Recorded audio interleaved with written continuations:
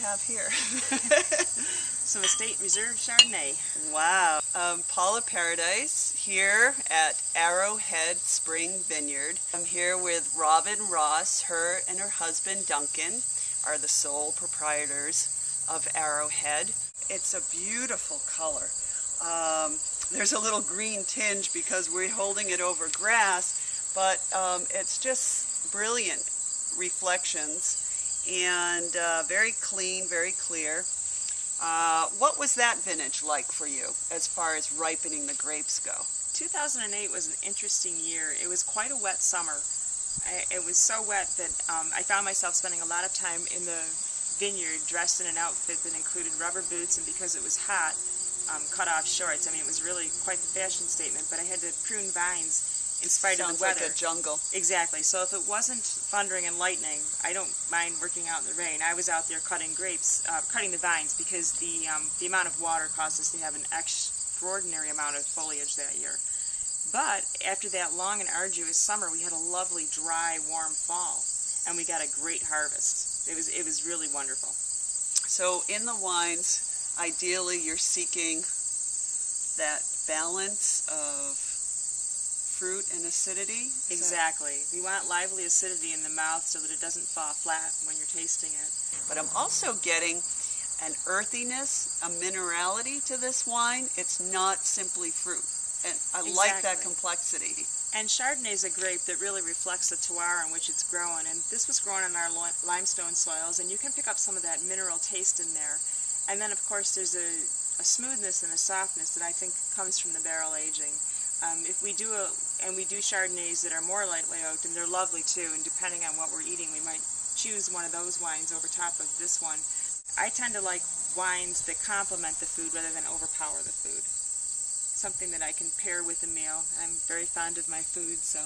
Do you like cooking and pairing wines? I do, especially we're sitting in an area of New York State that is such an abundant producer of food. And I think at times we forget to appreciate it. For example, it's peach season, my favorite fruit. And as long as peaches are in season, I'll be eating them, and especially with Riesling. I love nothing better than to take some fresh peaches and peel them and slice them and pour Riesling over them and serve them as part of our dinner meal. And if it's going to be dessert, maybe a little ice wine. Makes a spectacular dessert. That sounds fabulous. So you're thinking about locally grown produce and fruit and meats and cheeses to pair with the wines. So when you go in the kitchen and you're making food, are you thinking about what the wine is going to be when you sit down at the table? Oh yeah. Is that part of your consideration? Yes.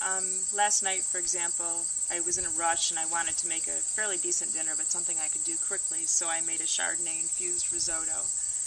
And I look at a few things, because of course owning the winery, there's always a little bit left in the bottle at the night that you may not want to put back in the tasting fridge. And last night it was Chardonnay, so I thought, well, we'll have risotto tonight, and I'll use the Chardonnay to cook with, and then we ended up opening some Chardonnay to drink with it. But it was a lovely way to cook the rice, and it gave it a little bit of local flair. And I did actually serve peaches with Riesling last night as well.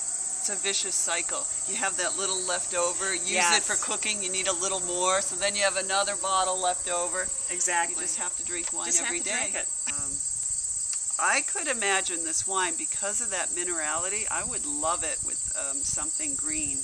And even could handle, I think, a strong cheese like a goat cheese. Like I would eat this with a hearty salad, maybe with toasted pecans and sliced pears and goat cheese.